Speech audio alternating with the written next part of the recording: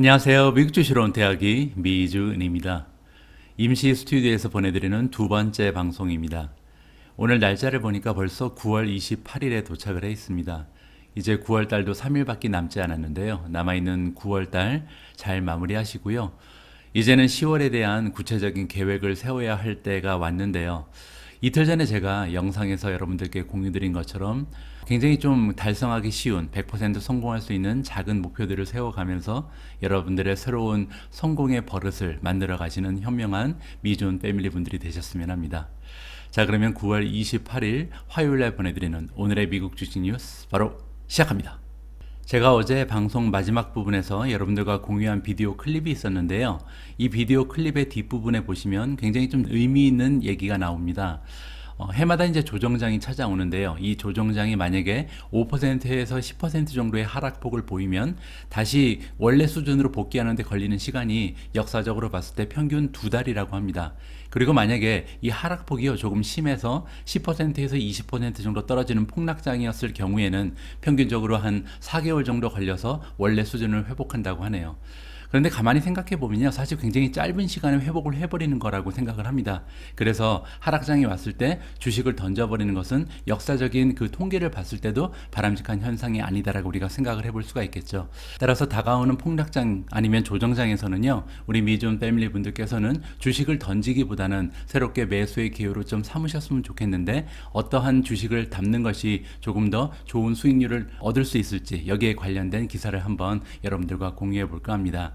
자, 바클레이라는 이제 투자 기관에서 베스트 바이 더 집, 이번에 이제 딥이 생기면 만약에 주가가 하락을 하게 되면 이러한 주식들을 사라라고 이제 추천을 해주는 이런 얘기입니다. 물론 이제 이 추천을 그대로 믿고 따라가면 안 되겠지만 과연 바클레이라는 은행은 어떠한 주식들을 좋게 평가하는지 한번 살펴보도록 하겠습니다. 자, 바클레이가 레코멘드 한다, 추천하고 있죠. 핸드풀 오브 스톡이니까 여러 개의 스톡을 이렇게 모아놓은 겁니다. 자, 그리고 이러한 스톡들은요, 평균적으로 굉장히 좀 많이 떨어진 주식인 것 같습니다. 투커 hit이라는 것은 몇 대 맞았다는 거거든요. 따라서 강탈을 당했고요. 이제는 랠리가 시작될 그런 준비를 하고 있다. 자, 볼라틸리티라는 것은 이제 변동성을 얘기하거든요. 따라서 이번 달에 9월 달에 그 시장에 변동성이 찾아왔었죠. 여러 가지 문제가 겹쳤었습니다. 뭐 예를 들어서 연준에서는 테이퍼링 플랜을 발표하기 시작했고, 그 다음에 중국 쪽에서는 여러 가지 악재가 겹쳐 있었죠. 결과적으로 3대 지수가 모두 동반 하락하는 그런 모습을 보였습니다. 1% 이상 지금 3대 지수 모두 떨어져 있는 상황입니다. 그래서 이제 바클레이는요, 그들의 고객들한테 테크니컬 분석을 통해서, 그러니까 이제 기술적인 분석을 통해서 살펴보니까 이러한 주식들이 앞으로 랠리를 보일 가능성이 있다라고 주식들을 모아놓은 거죠. 자, 이 바클레이는요, 스크린을 하는 방법을 좀 설명해 주고 있는데, 바이 레이팅, 그래서 이제 바클레이 애널리스트들이 일단은 바이를 주는 이러한 종목들만 모아놨고요. 그리고 또 하나의 공통적인 특징이 뭐냐면, 여기서 소개되는 모든 종목들은 50day moving average, 우리가 이제 50일 이평선이라고 부르는 게 있습니다. 이동 평균선이죠. 이 아래로 지금 떨어져 있는 주식들이죠. 따라서 한번 50일 무빙 에버리지를 뚫고 올라오면 굉장히 좋은 추세를 보일 가능성이 있다. 자, 세 번째로 전반적으로 이제 에버리지 그 업사이드가, 그러니까 이제 애널리스트의 평균 목표치가 있잖아요. 목표 주가랑 지금 현재 주가를 비교해 봤을 때 10% 이상의 상승 여력이 남아있는 이런 종목들만 추렸다고 합니다. 자, 그뿐만이 아니고요. 두 가지 기준이 더 있는데, 하나는요, 지난 6개월 동안의 모멘텀을 봤을 때, 그러니까 지난 6개월 동안의 주가의 그 상승률을 봤을 때 S&P 500의 평균 상승률보다는 오히려 더 좋은 주식들, 따라서 모멘텀이 굉장히 좋다라고 얘기할 수 있죠. 잘 나가다가 최근에만 좀 떨어진 이런 주식들을 모아놓은 거고요. 또 하나는 뭐냐면 마켓 캐피탈리제이션, 시가총액이 5빌리언 이상, 50억 달러 이상 되는 좀 규모가 있는 종목들만 모아놨다고 합니다. 자, 그래서 10개가 추려졌는데요. 다음과 같습니다. 첫 번째 주식은 나이키고요. 지금 프라이스 타겟이 185니까 16% 정도 올라갈 여력이 있고요. RH가 나옵니다. 좀 고급 가구를 파는 이러한 숍이라고 보시면 되고요. 31%나 올라갈 여력이 남아 있습니다. 세 번째 주식은 타겟이고요. 15%의 상승 여력. 네 번째는 에스티로더 10%, 골드만삭스가 12% 정도 올라갈 가능성이 있고요. 페이팔이 굉장히 좋습니다. 25% 정도의 상승 여력을 가지고 있고요. 다음은 아메리칸 홈즈 폴 렌트 23%, 그리고 듀크 리얼티는 16%, 프롤로지스가 나오는데 프롤로지스는요 지금 23% 정도 올라갈 수 있다고 합니다. 부동산 관련된 이러한 업체라고 보는데요. 부동산 중에서 이제 물류에 관련된, 그러니까 창고 같은 거 이런 거를 다루는 부동산이라고 보시면 될 것 같습니다. 23%. 마지막으로 어도비입니다. 어도비의 주가 역시 최근에 좀 주춤했잖아요. 그러면서 앞으로 17% 정도 상승할 여력이 있다. 이렇게 바클레이가 10개의 주식을 추천해주고 있습니다. 자, 이번에 함께 읽어볼 기사는요, 역시 조정장 그리고 하락장에 관련된 소식인데 기사 내용이 굉장히 좀 흥미롭습니다. 여러분도 관심을 가지고 한번 읽어보시면 좋을 것 같습니다. 패닉 셀러라는 말이 나옵니다. 시장이 폭락할 때 견디지 못하고 공포감에 휩싸여서 가지고 있는 주식을 던져버리는 투자자들을 우리가 패닉 셀러라고 부르는데요. 이 패닉 셀러에 관련된 연구 결과가 보고가 됐다고 합니다. 자, 어떤 연구 결과가 있는지 한번 지켜보시죠. 자, 패닉 셀링, 이렇게 주가가 폭락할 때 주식을 던져버리는 행위는요 굉장히 커먼하다, 흔하다는 얘기죠. 따라서 여러분들께서도 만약에 패닉 셀링에 대한 경험이 있으시면 전혀 이상한 일이 아니다. 사람이라면 누구나 다 하고 싶은 이런 행위라고 우리가 볼 수가 있습니다. 흔한 실수란 얘기죠. 자, 그런데요 이렇게 누구나 다 저지를 수 있는 실수가 패닉 셀링인데도 불구하고 일정의 인베스터 카테고리가 있습니다. 이 카테고리에 속하는 투자자들이 보통 패닉 셀링을 많이 하는 경향이 있다라고 연구 결과가 보고됐다고 합니다. 자, 이번 리서치 결과는요 매사추세츠 인스티튜트 오브 테크놀로지, 우리가 흔히 MIT 공대라고 부르는 굉장히 좀 저명한 대학교에서 연구 결과를 보고를 했고요. 자, 이렇게 시장이 떨어질 때 어떤 사람들이 보통 패닉 셀링을 하냐면요, 일단 남자고요, 45세 이상이라고 합니다. 두 번째로 결혼을 했고 그 다음에 칠드런, 부양 가족이 있다는 거죠. 자, 마지막으로 본인 스스로를 굉장히 투자 경험이 풍부한 투자자라고 치켜 세우는 이런 사람일수록 패닉 셀링을 많이 한다라는 연구 결과가 보고가 됐습니다. 가만히 보니까 저 같은 경우는 45세 이상이고 또 결혼도 했고 아이들도 있잖아요. 저는 굉장히 좀 주의를 해야겠다는 생각을 하게 됩니다. 물론 이제 저 같은 경우는 투자 경험이 엄청나게 많지는 않기 때문에 여기에 해당되지는 않지만요. 자, 그리고요 이제 이런 사람들 같은 경우는 보다 중요한 문제가 하나 나오는데, 일단 빠져나가는 것까지는 좋았는데 돌아오질 못한다는 겁니다. 그렇게 해서 리커버리에 참여를 못하는 거죠. 자, 어제 영상에서 우리가 확인해 본 것처럼 보통 5%에서 10% 정도 조정장이 생기면 회복하는 데 걸리는 시간은 불과 2개월에 불과했잖아요. 그리고 20% 정도 떨어져도 한 4개월이면 평균적으로 회복이 됐습니다. 굉장히 좀 빠른 시간에 회복이 되는데 이렇게 빠져나간 패닉 셀러들은 그 시간에 맞춰서 돌아오지 못한다는 거죠. 제가 여러 번에 걸쳐서 여러분들께 말씀드린 적이 있는데, 사실 개인 투자자들의 수익률이 시장의 평균보다 떨어지는 이유 중에 가장 큰 것은요, 우리가 조정장에 들어가 있기 때문이 아니라 이 상승장에 빠져 있기 때문이다라는 그런 얘기를 다시 한번 드리고 싶습니다. 이번 연구 결과도 비슷한 얘기를 해주고 있는 거죠. 자, 그리고 이렇게 투자자들이 패닉 셀링을 하는 가장 커다란 이유는 그들 자신을 보호하기 위해서다. 따라서 인간은요, 생존하기 위해서 어떠한 위험이 찾아오면 도망가는 경향이 있잖아요. 따라서 인류가 여태까지 살아남고 계속해서 진보를 할 수 있었던 가장 중요한 이유였죠. 살아남고자 하는 본능 때문에 자꾸만 이러한 실수를 하게 된다라고 지금 얘기를 해주고 있습니다. 자, 이번에 MIT 그리고 다른 연구 결과에 따르면요, 남자들이 보통 여자들보다는 조금 더 충동적으로 이러한 주식 매매를 한다라고 지금 써 있습니다. 여성 같은 경우는요, 보통 남자들보다 굉장히 좀 중요한 결정을요 미루는 경향이 있다. 빨리빨리 결정을 충동적으로 하지 않는다는 얘기죠. 왜냐하면 남자에 비해서 여자들은요, 자기가 갖고 있는 감정에 대해서 이렇게 이 감정이 정확한지 아니면 틀린 것인지 한 번 더 의심하는 경향이 있다고 합니다. 굉장히 투자에는 적합한 이러한 좀 심리 구조를 가지고 있는 것이 여성이라고 우리가 생각을 해볼 수가 있겠죠. 자, 그리고 남자는요, 여성 투자자에 비해서 35%나 주식을 단기 투자를 한다고 합니다. 트레이딩을 더 많이 한다는 거죠. 또 하나 이제 결정적인 실수가 뭐냐면 시장의 그 흐름을 내가 예측할 수 있다라고 생각한다. 타임 더 마켓이라는 거거든요. 따라서 시장을 내가 예측할 수 있다라고 가정을 하면서 자꾸만 주식을 사고 팔고 하는 그런 경향이 있다. 따라서 퍼포먼스가 오히려 여자보다 떨어질 가능성이 있다는 거죠. 자, 이번에 MIT 공대에서 이러한 결과를 던져주면서 우리가 역시 다시 한번 느끼게 되는 것은요, 장기적인 투자의 관점을 가지고 그냥 계속해서 떨어질 때마다 모아나가는 이러한 좀 쉬운 투자의 방법을 선택하는 것이 좋겠다라고 여러분들과 다시 한번 생각하는 기회를 마련해 봤습니다. 오늘 방송에서는 시장의 그 하락장이 찾아왔을 때, 조정장이 왔을 때 우리가 대응책에 대해서 많은 기사를 읽어보고 있는데요. 이번 기사 역시도 비슷한 맥락으로 보시면 될 것 같습니다. 많은 투자자들이 그 주식 투자를 하면서 해지 기능으로 금이나 은에 투자를 하시는데요. 이번 기사는 모간 스탠리가 그러면 금과 은은 어떠한 차이점이 있는지 5가지의 굉장히 좀 다른 점에 대해서 간략하게 설명을 해주고 있습니다. 굉장히 좀 잘 쓰여진 기사이기 때문에 여러분들 한번 관심을 가지고 지켜보시면 좋을 것 같습니다. 자, 포스트 팬데믹 월드가 이제 그 끝에 다다르고 있다. 따라서 이제 팬데믹이 끝나가고 있다는 거죠. 자, 그러면서 인플레이션이 나타날 가능성도 높고 굉장히 앞으로 주식 시장이 어떻게 될지 그 불확실성이 커지고 있다라고 합니다. 따라서 해지를 조금 해야 될 그럴 필요성이 대두가 되는데 여기에 이제 금과 은의 좋은 선택의 그런 옵션이 될 수 있다는 거죠. 자, 그런데 과연 금과 은은 어떻게 다른지를 우리가 이해를 해야 적절한 해지를 선택할 수가 있잖아요. 모간 스탠리가 5가지의 다른 점을 여기에 깔끔하게 정리를 해주고 있습니다. 자, 첫 번째 다른 점은요. 실버는 이제 은이죠. 은은요, 글로벌 이코노미, 그러니까 글로벌 경제 상황에 조금 더 연관이 돼 있다 이렇게 써 있습니다. 왜냐면요, 그 은의 한 반 정도는 사실 헤비 인더스트리, 그 중공업이죠. 중공업이라든지 하이테크, 테크 쪽에 사용이 된다고 합니다. 따라서 기금속으로 사용되는 것이 한 반 정도 되고요. 나머지는 다 산업용으로 사용되는 것이 은이라는 금속이라고 우리가 생각을 해볼 수가 있겠죠. 따라서 경제 상황이 올라가거나 떨어지거나 하면 은은 거기에 반응을 한다는 겁니다. 따라서 만약에 우리가 앞으로 경제 상황이 굉장히 좋을 것이라고 기대를 하게 되면 은이 조금 더 좋은 투자자가 될 수 있다고 우리 정리를 해볼 수가 있는 거죠. 자, 두 번째 특징은요, 역시 은이 베터 인플레이션 해지다. 따라서 인플레이션이 굉장히 좀 강력하게 나올 가능성이 있으면 은이 조금 더 좋은 선택이 될 수 있다라고 우리가 이해를 해볼 수가 있습니다.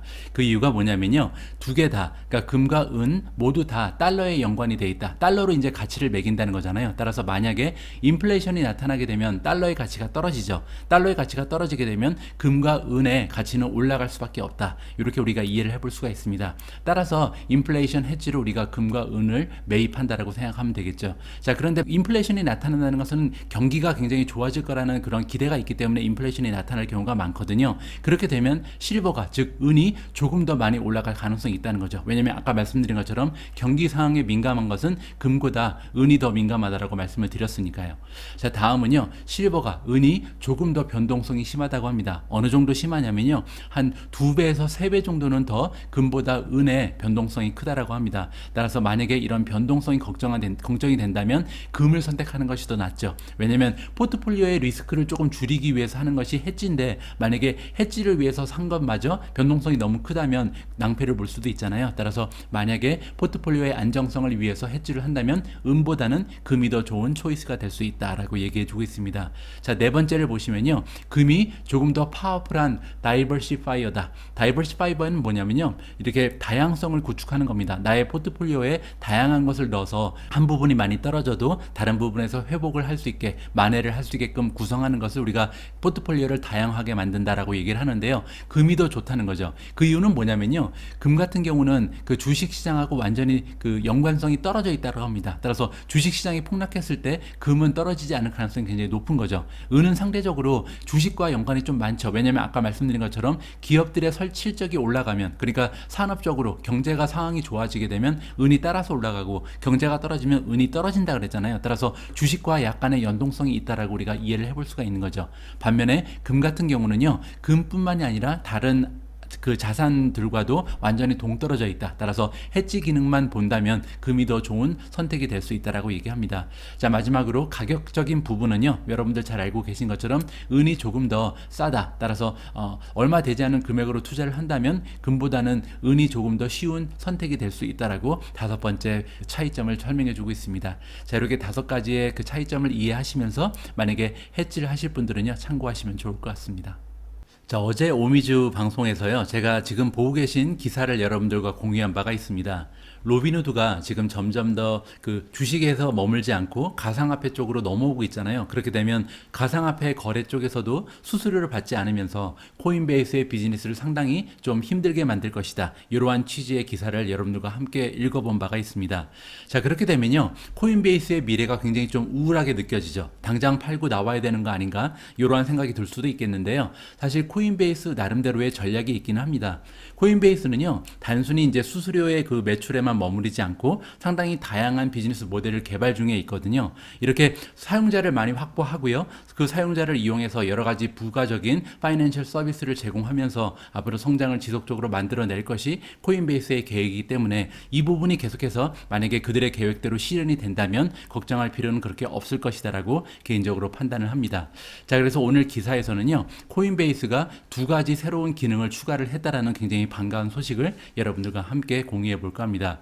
첫 번째는 다이렉트 디포짓이고요. 두 번째는 데뷔 카드인데 정확한 내용을 한번 살펴보겠습니다. 자, 코인베이스가 오퍼할 것이다. 뉴 다이렉트 디포짓을 오퍼를 하는데요. 다이렉트 디포짓을 쓰는 것은 저절로 내 구자로 돈이 들어오는 거잖아요. 그렇게 되면 어떠한 장점이 있냐면 페이첵을 받을 수가 있습니다. 우리가 이제 직장에서 월급을 받을 때 보통은 이제 은행 구자를 주면 그 은행 구자로 월급이 들어오게 돼 있잖아요. 근데 이제는 코인베이스 구자로 들어올 수가 있다는 거죠. 그리고 그 어카운트 안에는 크립토 그리고 미국 달러가 동시에 존재를 한다. 막 바꿀 수도 있다는 거고요. 또 하나 중요한 소식은 뭐냐면 다음 주부터는 코인베이스 카드를 가지고 있는 카드 홀더들은요, 그 미국 달러나 아니면 가상화폐를 계속해서 사용할 수 있다고 합니다. 그 데뷔 카드를 이용해서 말이죠. 그리고 크립토로 리워드까지 받는다. 따라서 뭐 물건을 살 때 슈퍼마켓 가서 이제 결제를 할 때 코인베이스 카드로 결제를 하고요. 그 리워드는 이제 가상화폐가 계속해서 나한테 모여드는 거죠. 따라서 가상화폐의 미래를 좋게 보는 사람 입장에서는 굉장히 좀 중요한 기능이 추가가 됐다라고 우리가 생각을 해볼 수가 있습니다. 미국 쪽에 있는 모든 커스터머, 고객들은요, 엘리저블을 할 수 있다. 사인업을 할 수 있다. 코인베이스 디포짓 카드를 이번 가을부터 사인업을 할 수 있다. 신청을 할 수 있다라고 합니다. 따라서 자격 조건이 있는 것이 아니고요. 만약에 코인베이스의 어카운트를 갖고 있기만 하면 코인베이스 데뷔 카드는 누구나 다 신청해서 가질 수 있다라고 합니다. 그렇게 되면 상당히 많은 사람들이 이 카드를 사용할 가능성이 높아지는 거죠.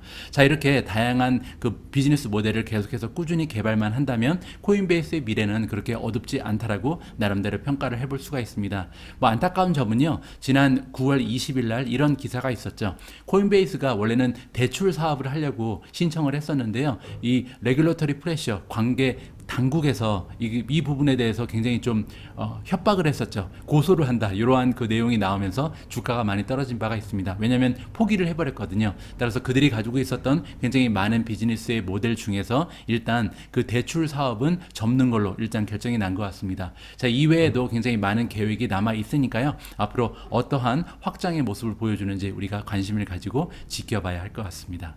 자, 이번 기사에는 구글이 등장을 하는데요. 구글 관련해서 그렇게 좋은 소식은 사실 아닙니다. 하지만 굉장히 좀 중요한 의미가 들어가 있고요. 향후 구글의 매출에 이러한 변화가 얼마나 많은 영향을 끼치게 될지, 그리고 구글을 이용하고 있는 고객사 입장에서는 어떠한 의미가 있는지를 우리가 좀 생각을 하면서 읽어봤으면 좋겠다라고 판단을 해봤습니다.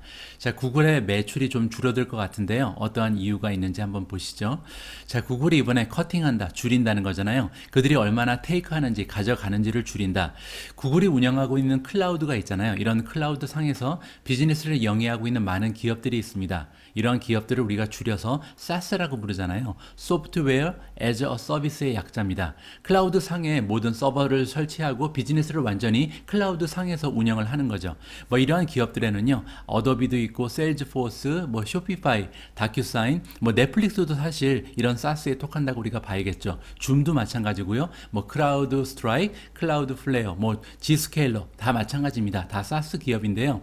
이런 기업들이 이제 그들의 상품을 판매하면서 매출을 올릴 거 아니에요. 거기에서 가져가는 테이크 레이시 기존에는 20%였는데 이번에 3%로 깎는다고 합니다. 그 이유는요, 당연히 이제 경쟁이죠. 왜냐하면 아마존 같은 경우는요, 지금 현재 테이크 레이시 5%밖에 되지 않고요. 마이크로소프트는 사실 20% 마찬가지로 구글과 같은 굉장히 높은 테이크 레이시 있었었는데 지난 10월 달에 3%로 줄인다고 발표를 한 바가 있습니다. 따라서 지금 현재의 그 테이크 레이트를 봐서는 구글을 이용할 필요가 없는 거죠. 그 사스 기업 입장에서는. 그래서 어쩔 수 없이 이번에 구글 클라우드 플랫폼의 그 수수료를 20%에서 3%로 대폭 삭감한다. 이러한 소식이 전해졌습니다. 자, 이러면서 긍정적으로 우리가 기대해 볼 수 있는 것은 많은 기업들이 지금부터 이제 구글을 사용할 가능성이 높다라고 우리가 좀 생각을 해볼 수가 있겠죠. 자, 구글을 현재 사용하고 있는 대표적인 사스 기업은요, 투일리오가 있습니다. 트윌리오 같은 기업은 사실 이러한 변화로 인해서 어느 정도는 도움을 받을 수 있겠다라고 생각을 해볼 수가 있겠죠.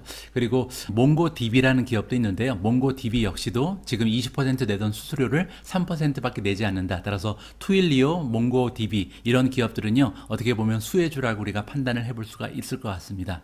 자, 구글 그리고 트윌리오, 몽고DB에 투자하시는 분들은 한번 고민을 하면서 생각해 보실 만한 좋은 주제가 되는 것 같고요. 자, 이번 기사에서도 빵 주식이 등장을 하는데요. 이번 소식의 주인공은 아마존입니다. 그렇게 긍정적인 소식은 사실 아니거든요. 어떠한 내용인지 구체적으로 한번 살펴보시죠. 자, 모간 스탠리 투자기관에서 이번에 타겟 프라이스, 아마존에 주고 있던 목표 주가를요, 4,300에서 4,100으로 하향 조정했다고 합니다. 그 이유가 굉장히 궁금해지죠. 자, 아마존은 굉장히 많은 노동력을 지금 증가시키고 있다. 어느 부분에서 그러냐면 로지스틱이니까 배송센터 관련해서 굉장히 많은 사람들을 뽑고 있다는 거죠. 자, 그런 이유가 당연히 이제 이커머스 쪽에 마켓 점유율을 계속해서 올리기 위해서, 또한 faster ship speed, 그러니까 배송을 빨리 하기 위해서죠. 그러니까 일일 아니면 same day 배송을 해주기 위해서 사람이 많이 필요할 수밖에 없다. 자, 그리고 또 하나는 뭐냐면요, 뉴 비즈니스 오퍼튜니티가 있는데 새로운 비즈니스 모델을 개발하고 있습니다. 어떠한 부분이냐면요, 아마존을 통해서 판매되지 않는 그런 그 다른 업체가 판매한 것도 지금 배송 서비스만 제공하는 이러한 비즈니스 모델을 개발하고 있거든요. 이미 시행이 되고 있죠. 따라서 이러한 부분을 종합해 봤을 때 사람이 많이 필요할 수밖에 없고, 따라서 그러한 것은 하나의 악재로 작용할 수 있다. 왜냐하면요, 최근 들어서 인건비가 굉장히 많이 올라가고 있거든요. 사람을 많이 뽑아놓긴 했는데 인건비가 이렇게 올라감으로써 단기적으로는 굉장히 좀 어려움을 겪을 수 있다. 수익이 줄을 수 있다는 거죠. 왜냐하면 비용이 늘어나기 때문이죠. 자, 아마존은 이번 달에 들어서 발표를 했다. 총 12만 5천 명의 풀필먼트, 그러니까 배송센터 아니면 트랜스포테이션, 배달하는 이러한 인력이죠. 따라서 트랜스포테이션 워커도 계속해서 늘려나가는데 너무나 규모가 큽니다. 총 12만 5천 명을 더 뽑는다고 얘기를 했거든요. 그뿐만이 아니고요, 사람도 이렇게 많이 뽑고 또 그 시간당 페이도 18달러로 올려줄 것이다. 18달러면 거의 뭐 2만 원 정도 되니까 시간당 페이 치고는 굉장히 좀 높은 수준이라고 우리가 생각을 해볼 수가 있습니다. 아마존은요, 올해 들어서만 이 기본 페이를 3번째로 올린다고 발표를 했습니다. 따라서 굉장히 좀 인건비에 많은 노력을 투자하고 있다라고 우리가 생각을 해볼 수가 있겠죠. 자, 그리고 아마존 같은 경우는요, 작년하고 비교했을 때 지금 인건비가 총 4빌리언, 40억 달러 정도가 늘어났다고 합니다. 이거를 퍼센티지로 나타내 보니까요, 작년 말하고 비교했을 때 무려 60%가 올라갔다는 거죠. 인건비가 이렇게 1년 만에 60%가 올라갔다는 것은 대단하죠. 엄청난 비용의 상승이 있었다는 것을 우리가 다시 한번 확인을 해볼 수가 있습니다. 자, 이렇게 인건비가 올라가는 것은 모든 비즈니스에 상당히 많은 영향을 끼치게 될 것이고, 아마존의 경쟁사한테도 많은 영향이 있을 것이다.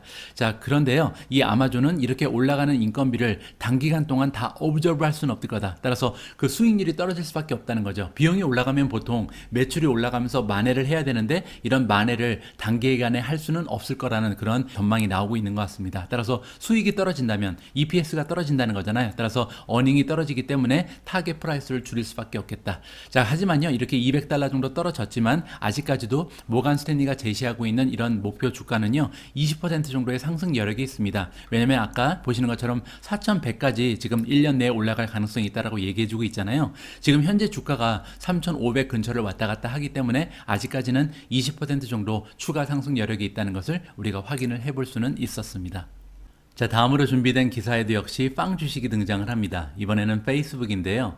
페이스북 관련된 소식 역시 그렇게 긍정적인 소식은 아닙니다. 어떠한 이야기가 전해진지 살펴보시죠. 자, amid some flak. flak이라는 것은 맹공격을 얘기합니다. 엄청난 공격을 받았다. 인더스트리 오브저버는 이제 이 산업 쪽에 관찰하고 있는 사람이니까 뭐 전문가 집단을 얘기하겠죠. 아니면 이제 레귤레이터, 규제 당국으로부터 엄청난 공격을 받은 이후에 페이스북이 포징한다, 멈춘다는 거잖아요. 그들이 가지고 있던 프로젝트가 있었습니다. 인스타그램인데 키즈 버전을 만든다고 공표를 했었잖아요. 키즈 버전의 인스타그램을 론칭하는 것을 잠정적으로 포기한 거죠. 멈춘다는 것은 완전히 포기한 건 아니지만 지금으로서는 진행을 하지 않는다고 발표를 했습니다. 자, 이 키즈 버전은요, 13세 이하만 사용하게끔 만들었던 그런 상품이었습니다. 자, 지금 보시면 자, 페이스북이 지금 이 프로젝트를 시작한 이유를 얘기해 주고 있습니다. 최근에 굉장히 좀 중요한 문제점이 하나가 발견이 됐다. 우리 산업이라는 것은 이제 소셜 미디어 산업을 얘기하는 거죠. 그 아이들이 굉장히 좀 어릴 때부터 폰을 가지기 시작했다. 상당히 많은 어린 아이들이 스마트폰에 요즘에 가지고 있는 경우가 있잖아요. 그렇기 때문에 그들의 그 나이를 속이는 경우도 많이 발생을 하고, 그리고 13세 이하는 사용하지 못하게끔 돼 있는 이런 애플리케이션을 다운로드하는 경우도 많이 있다. 이런 얘기를 하는 것은 인스타그램의 그 취비죠. 아담 모셀이라는 사람이 얘기를 해주고 있고요. 자, 그래서 페이스북이 보기에는 그들이 믿고 있는 바는 뭐냐면 아이들을 위한 커스텀 버전, 아이들 버전이 있는 것이 훨씬 더 좋은 방법이라는 거죠. 이런 상황을 좀 컨트롤하기 위해서는 말이죠. 하지만 이번에 이런 프로젝트를 잠깐 멈추는 이유는 뭐냐면 시간을 좀 벌기 위해서, 그래서 이 시간을 이용해서 부모들과도 조금 많은 이야기를 나누고 싶고, 업계의 전문가들, 그리고 폴리시 메이커라는 국회의원을 얘기하죠. 국회의원들, 그리고 규제 당국과 커뮤니케이션을 좀 하겠다. 그리고 그들의 걱정거리를 좀 들어보고요. 그리고 우리가 지금 제공하는 인스타그램 어린이 버전이 어떠한 가치를 가지고 있고 이런 프로젝트가 왜 중요한지를 그들과 이야기를 나누면서 풀어나가겠다. 그러니까 완전히 포기하지 않았다는 얘기를 돌려서 얘기해주고 있습니다. 자, 과연 이 인스타그램의 아이들 버전이 긍정적인 면이 많은지 아니면 부정적인 면이 많은지는 뭐 우리가 쉽게 판단할 문제는 아닌 것 같고요. 앞으로 어떻게 진행될지는 좀 지켜봐야 될 것 같습니다. 자, 그리고 나서 바로 이 기사를 보니까요. 다음과 같은 기사의 제목이 나와 있습니다.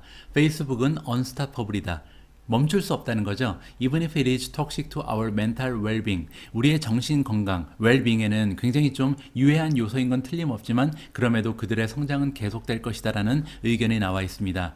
누가 이런 얘기를 해줬냐면요. 진 먼스터입니다. 진 먼스터는 매니징 파트너 루프 벤처즈라는 데서 일하고 있는 그 대표님이죠. 진 먼스터라는 대표가 뭐라고 얘기했냐면요. 페이스북은 unstoppable, 멈추지 않을 것이다. 성장이 멈추지 않는다는 얘기입니다. 그 포텐셜 셋백이 있긴 하다. 왜냐하면 최근 들어서 결정을 했는데 인스타그램 키즈 버전을 잠시 멈춘다라고 결정을 했잖아요. 따라서 단기적으로는 굉장히 악재가 나왔다고 얘기를 하는 거죠. 자, 그럼에도 불구하고 먼스터가 CNBC에 나와서 얘기한 바는 뭐냐면요.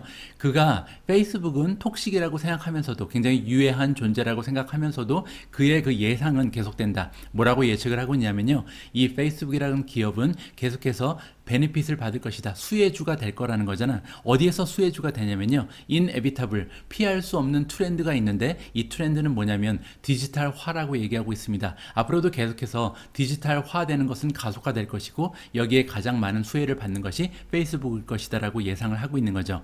Whatever happens, 어떤 일이 일어나건 간에 따라서 키즈 버전, 인스타그램의 키즈 버전이 계속되건 프로젝트가 멈추건 완전히 취소가 되건 it doesn't change, 바꾸지 않는다. 나의 프리딕션, 예상을 바꿀 수는 없다는 거죠.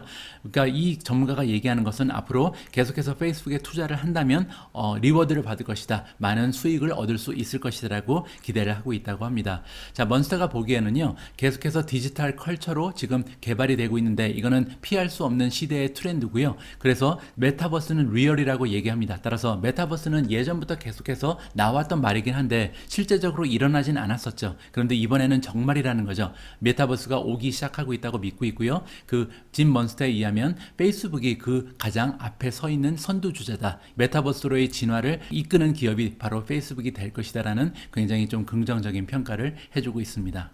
자, 이번에는요. 전기차 부분으로 넘어옵니다. 여러분들 잘 알고 계신 것처럼 자동차 산업 부분은요. 상당히 오랜 기간 동안 반도체 부족 현상으로 인해서 고통을 좀 많이 받았던 산업이죠.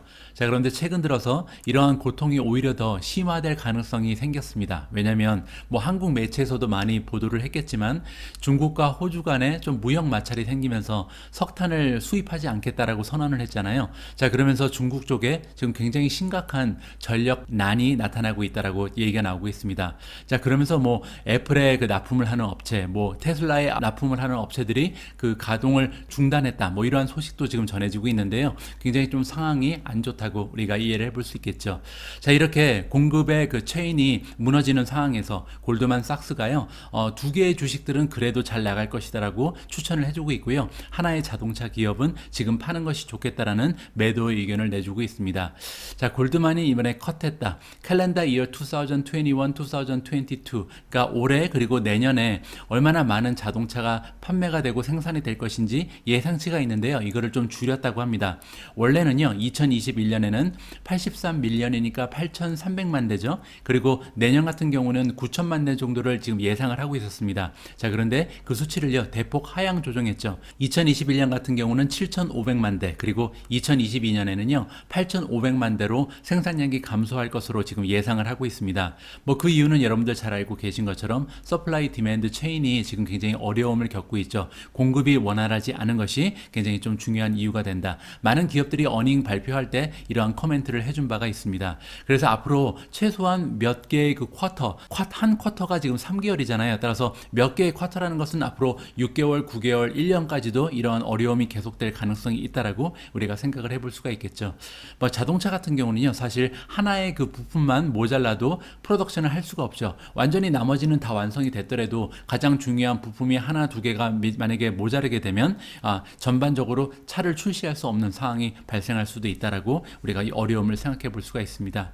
자, 이렇게 굉장히 좀 어려운 역품을 맡고 있는 것이 자동차 산업이라고 우리가 생각을 하는데, 그 와중에서도 충분히 잘 나갈 수 있는 위닝 스톡이 있다라고 해주고 있습니다. 자, 첫 번째 위닝 스톡은요, 바로 테슬라입니다. 테슬라는 자동차 산업의 리더의 역할을 지금 하게 되고 있고요. 웰 포지션드 포 그로스니까 성장을 가속화할 만한 그런 위치에 와 있다라고 생각을 하고 있는 것 같습니다.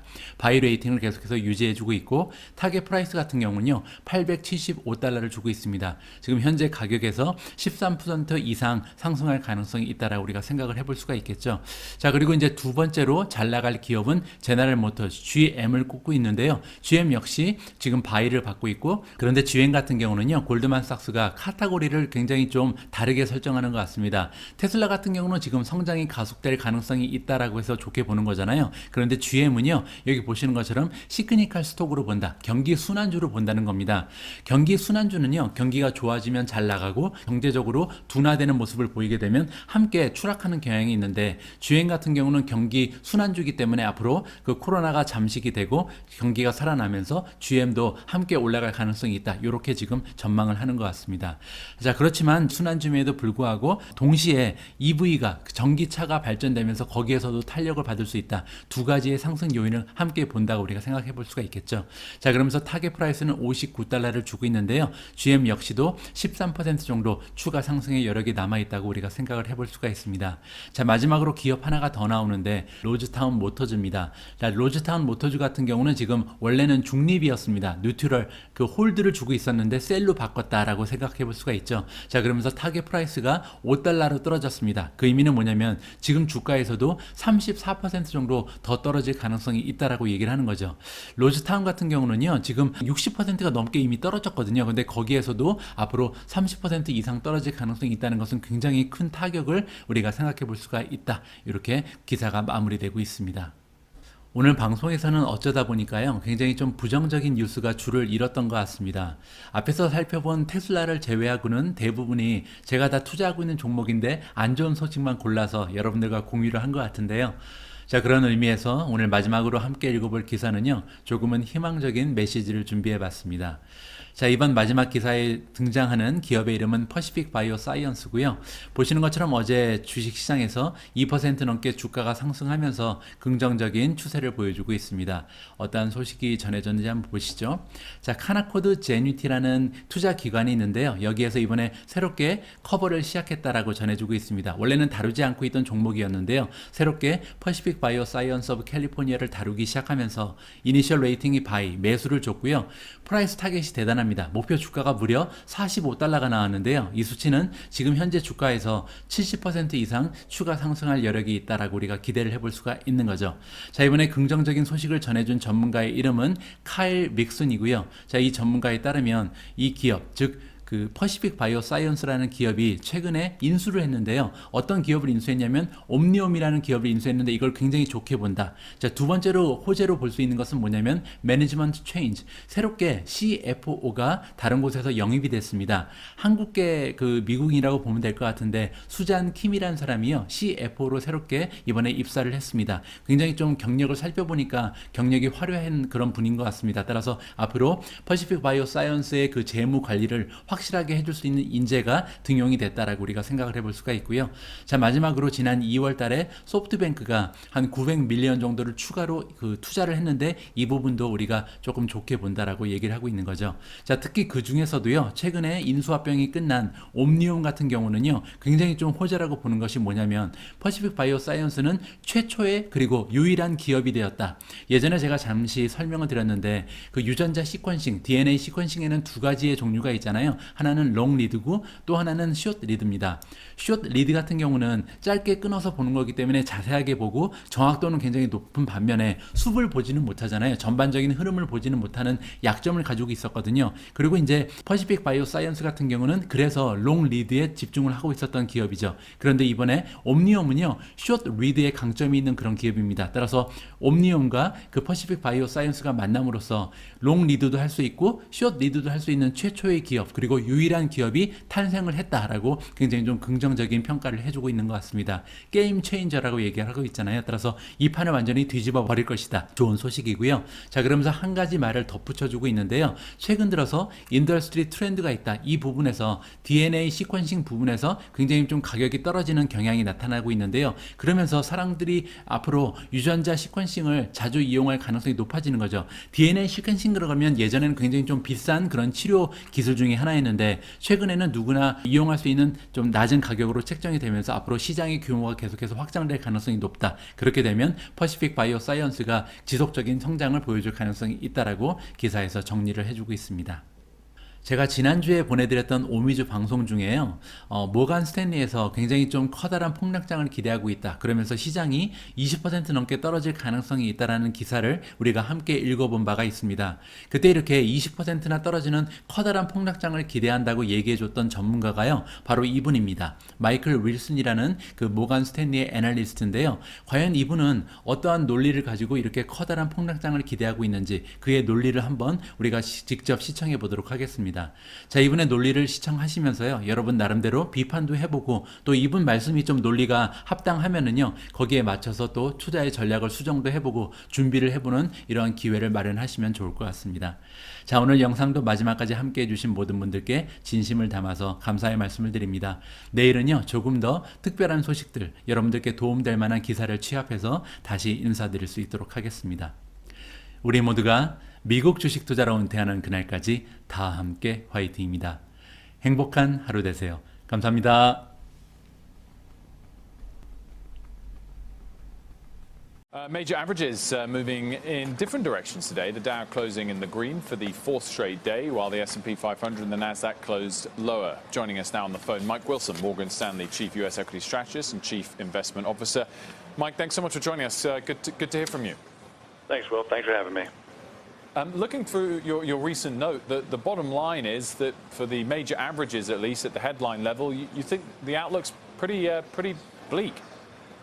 Yeah, I wouldn't say it means bleak. It's just not that exciting. I mean, it's fully valued. You know, the revisions are probably going to be a little bit less exciting as well. And, of course, the Fed now is moving towards tapering. So it's just not a great combination for the major averages. And really, when I say the major averages, I mean the S&P 500, which has been far and away, you know, the best performing, you know, major average in the world with the NASDAQ because they're the highest quality indices. And as you know, Will, if our narrative for this year, this mid-cycle transition, this is all very normal, right? The market got narrow, and then at the very end, you know, basically the highest quality index is the one that underperforms. And I think you're seeing that in the last couple of days pretty nicely, right? S&P, NASDAQ underperforming. You know, the Dow did better, and the small caps did better, and some of the areas that have been left behind are actually outperforming a little bit here. So gauge for us what we're talking about here, a sort of sideways move for the S&P for the rest of this year, or are we going to finally see one of those elusive 10% pullbacks?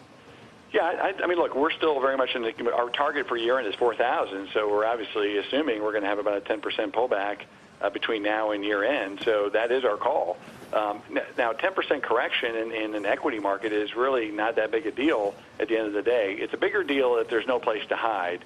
And I think you're seeing, once again, today and the last couple of days, you're seeing a rotation back to some of these areas that have underperformed. Can they go up as the S&P goes down 10%? Some of them can, for sure. And that's our job, is to try and find those areas where we think, you know, you can outperform and do better than the major average. So, Mike, what are some of those areas? So we think it's healthcare and staples on the defensive side and financials to participate in what we think are going to be higher interest rates. And that combination, that barbell, actually worked quite well last week. It was up. It would outperform the S&P. And those would be three areas we like. We also like consumer services as opposed to consumer goods, where we think there's been some overconsumption over the last 12 months.